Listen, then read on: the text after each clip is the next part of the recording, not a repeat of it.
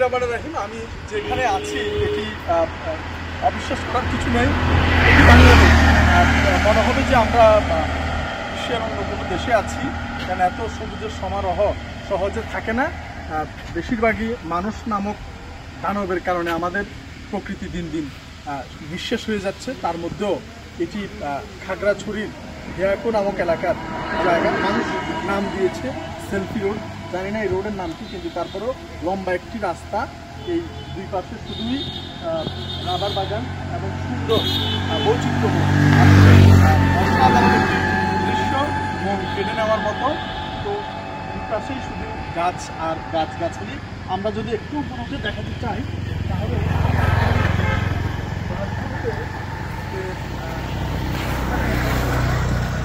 কাছে আসে একটু দেখাই।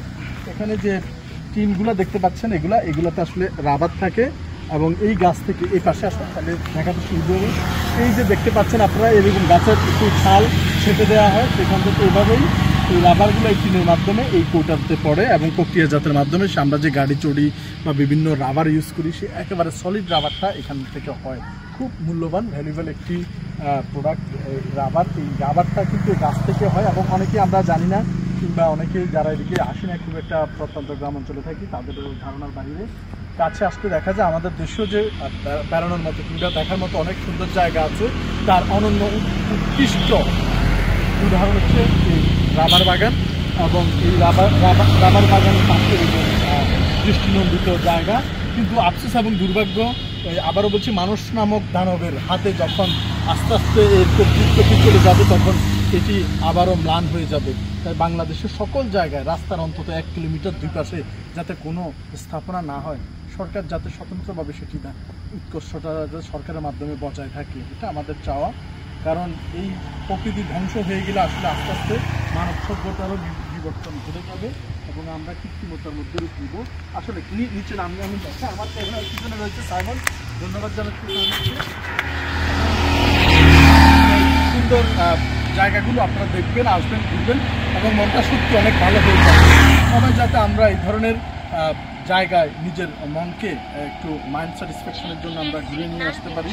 কোনো কৃত্রিমতা নয়, কোনো টিকিট কাউন্টার নয়, কোনো টাকা পয়সা দিয়ে চিড়িয়াখানায় কিছু দেখা নয়, শুধুমাত্র প্রকৃতিতে অনেক যে সুন্দর, সেই সুন্দরটি দেখার জন্য এরকম জায়গায় বাংলাদেশের যাতে আরও বেশি গড়ে ওঠে এবং এটি সত্যিকার এখনও প্রকৃতিময় রয়েছে, কৃত্রিমতা যাতে না ভর করে। ধন্যবাদ সবাইকে।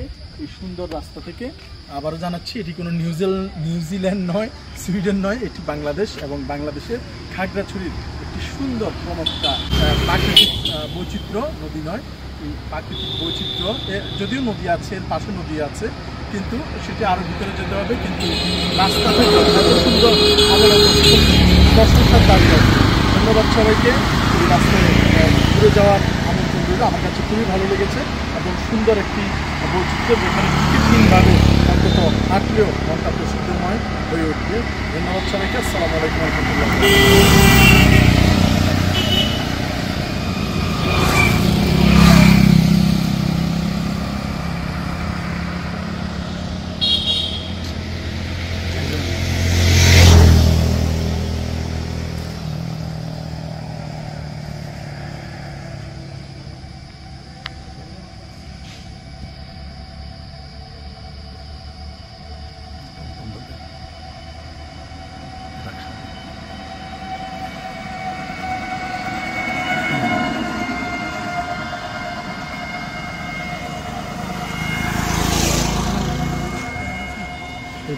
ভালো আছে।